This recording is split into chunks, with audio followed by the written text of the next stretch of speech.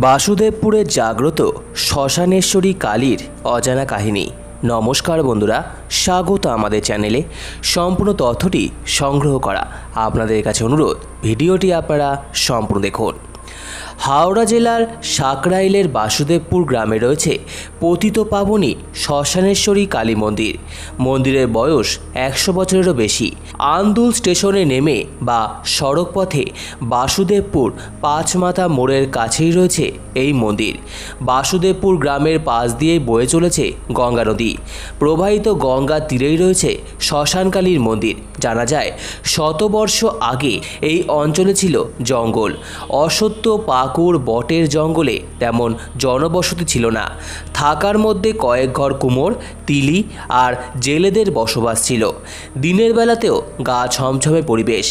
গঙ্গার ধারে সেই জায়গায় শুরু হলো মৃতদেহ সৎকারের কাজ। বাসুদেবপুর গ্রাম এবং আশেপাশের বহু গ্রামের কেউ মারা গেলে সেখানে দাহ করা হতো। আস্তে আস্তে গঙ্গার তীরের এলাকা শ্মশানে পরিণত হলো। আদ্যাশক্তি মহামায়া মা কালীর বিচরণ ক্ষেত্র হলো শ্মশান।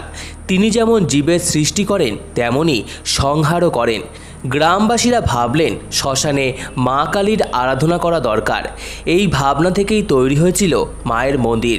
সময়টা 1330 বঙ্গাব্দ, অর্থাৎ 1923 সাল। বিগত বছর মন্দির শতবর্ষ ছুঁয়েছে।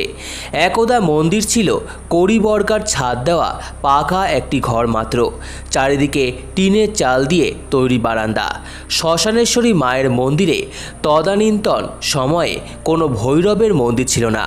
বাংলা 1337 বঙ্গাব্দে, অর্থাৎ 1930 সালে মায়ের মন্দিরের পাশেই আটচালা ভূতনাথেশ্বর শিব মন্দির প্রতিষ্ঠিত করা হয়। রায়গঞ্জ গ্রামের জনৈক ভূতনাথ রায় কয়াল শিব মন্দিরটি প্রতিষ্ঠা করেছিলেন। মন্দির প্রাঙ্গণের দক্ষিণ দিকে পরবর্তীতে প্রতিষ্ঠিত হয়েছে শনিদেবের মন্দির। মন্দিরের পিছনে রয়েছে বাঁধানো ঘাট।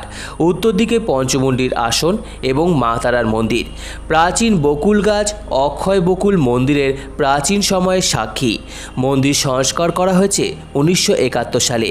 তখনই মন্দির আজকের রূপ পায়।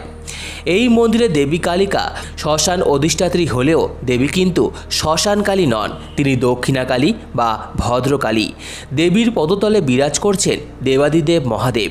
দেবীর ডান পা রয়েছে মহাকাল মহাদেবের বুকে। দিগম্বরী দেবীর বাম দিকে এক হাতে নরমুণ্ড, অপর হাতে খড়গ। দক্ষিণে এক হাতে অভয় এবং বরাভয় মুদ্রা, অপর হাতে বর অর্থাৎ আশীর্বাদ মুদ্রা। মন্দিরে নিত্য পুজো হয় ভোরে আর সন্ধ্যায়। দিনে 2 বার মঙ্গল আরতি হয়। মাকে নিরামিষ ভোগ নিবেদন করা হয়। ভোগে থাকে খিচুড়ি, পায়েস, নানা রকমের সবজি ভাজা, লাবড়া, বিভিন্ন প্রকারের ফল ও মিষ্টি। এই মন্দিরে বলি প্রথা নেই এবং দেবীকে আমিষ ভোগ দেওয়ার প্রচলন নেই। প্রতি অমাবস্যা, পূর্ণিমা এবং বিশেষ বিশেষ তিথিতে বিশেষ পুজো অনুষ্ঠিত হয়।